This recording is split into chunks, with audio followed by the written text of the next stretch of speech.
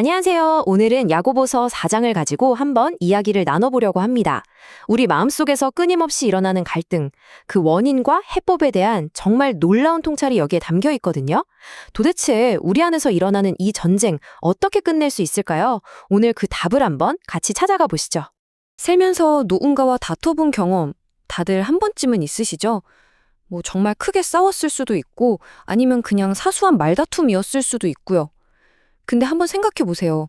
우리는 왜 이렇게 계속 부딪히고 다투고 싸우는 걸까요? 보통 이럴 때 우리는 원인을 어디서 찾죠? 맞아요. 밖에서 찾죠. 저 사람만 아니었으면, 그 상황만 아니었다면 하면서 말이에요. 솔직히 다른 사람이나 환경 탓을 하는 게 마음이 편하잖아요. 난 피해자야 라고 생각하는 게 훨씬 쉽거든요. 그런데 만약에 말이죠. 이 모든 다툼, 모든 갈등의 진짜 출발점이 다른 누구도 아닌 바로 내 안에 있다면 어떨까요? 와, 이거 진짜 인정하기 싫은 생각이죠. 하지만 오늘 본문은 바로 그 불편한 신실을 우리 코앞에 딱 하고 던져줍니다. 자, 그럼 첫 번째 파트입니다. 도대체 성경은 이 모든 갈등의 진짜 시작점이 뭐라고 말하는지 한번 살펴보겠습니다. 야고보서 4장 1절은 정말 단도직입적으로 이야기해요. 모든 싸움과 다툼은 외부 요인 때문이 아니라 바로 우리 안에서 싸우는 정욕에서부터 시작된다는 겁니다.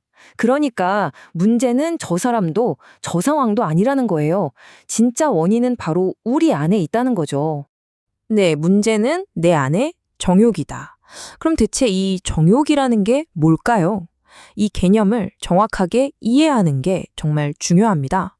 여기서 말하는 정욕은요, 그냥, 저거 갖고 싶다, 이런 단순한 욕심이 아니에요. 그보다 훨씬 더 깊고 근본적인 겁니다. 말하자면, 내 인생의 운전대를 내가 꽉 쥐고 모든 걸 내 뜻대로 컨트롤하려는 그 마음. 내 인생의 주인은 바로 나다라고 외치는 그 뿌리 깊은 욕망을 말하는 겁니다. 그런데 진짜 놀라운 건 뭐냐면요. 이 내면의 욕망, 이 내가 주인 되려는 마음이 단지 사람들하고의 관계만 망가뜨리는 게 아니라는 거예요. 이게 어디까지 영향을 미치냐면 바로 하나님과의 관계, 심지어 우리 기도 생활에까지 똑같이 영향을 미칩니다. 우리 가끔 그럴 때 있잖아요. 정말 간절히 기도했는데 왜 아무 응답이 없지? 하고 답답할 때요. 야고보는 그 이유를 정확히 짚어냅니다. 하나님을 내 욕망을 채워주는 어떤 자판기처럼 이용하려고 한다는 거죠. 기도의 동기마저도 결국엔 내가 주인 되려는 그 마음에서 시작됐기 때문이라는 겁니다. 정말 뼈아픈 지적이죠. 자, 한번 비교해 볼까요? 내가 주인일 때와 하나님이 주인일 때 그 결과는 정말 하늘과 땅 차이입니다.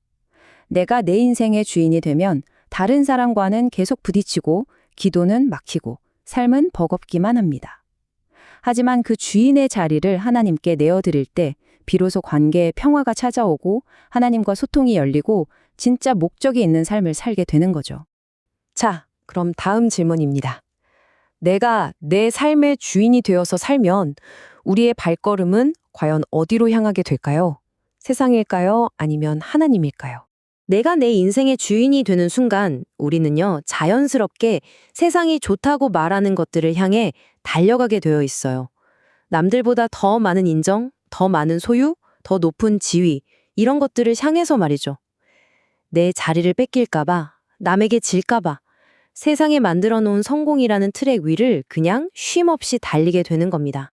그리고 이 구절은 그 결과가 얼마나 심각한지 아주 강력하게 경고합니다. 우리가 세상의 가치관을 끌어안고 이게 내 친구야 라고 하는 순간 영적으로는 하나님과 등을 돌리는 원수가 된다는 거예요. 양다리는 불가능하다는 거죠. 정말 무서운 말 아닙니까? 그럼 이렇게 생각할 수 있죠. 알았어. 그럼 이제부터 정신 차리고 하나님 쪽으로 가야지 하고 결심하면 될까요? 과연 내 의지력만으로 이 거대한 세상의 흐름을 딱 끊고 돌아설 수 있을까요? 야고보는 단호하게 말합니다. 아니요, 불가능합니다. 우리 힘만으로는 절대 안 된다는 거예요. 자, 그럼 이제 어쩌죠? 문제는 알겠는데 내 힘으로는 해결할 수가 없대요. 완전 절망적인 상황 아닌가요?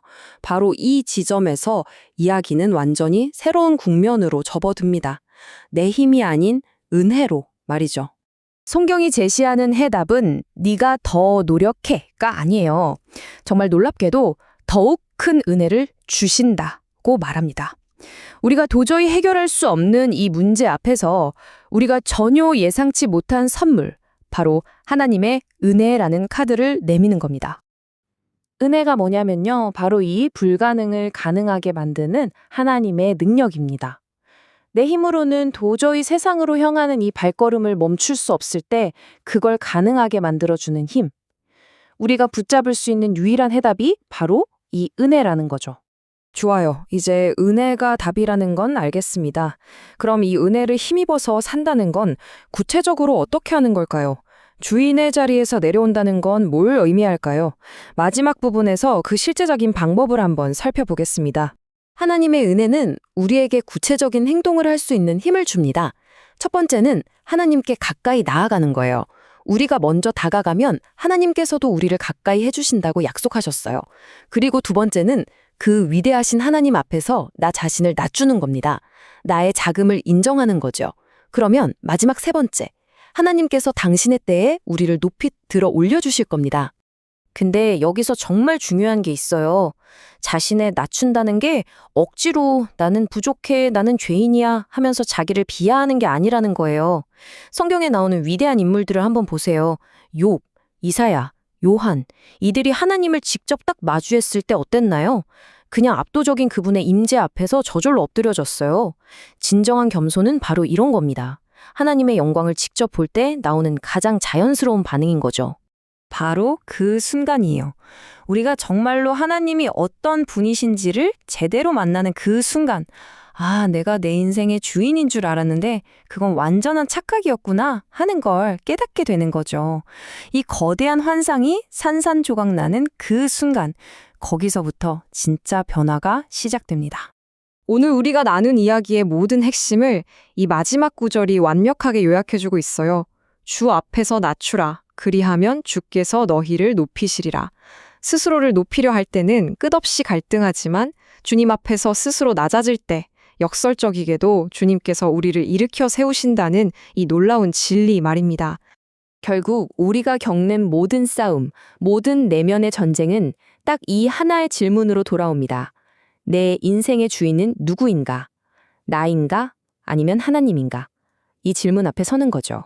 오늘 이야기를 마무리하면서 이 질문을 여러분 각자에게 한번 던져보고 싶습니다. 지금 여러분 삶의 왕좌, 그 가장 중심 자리에는 과연 누가 앉아 있습니까? 이 질문이 오늘 하루 우리 모두에게 깊은 생각거리를 던져주기를 바랍니다.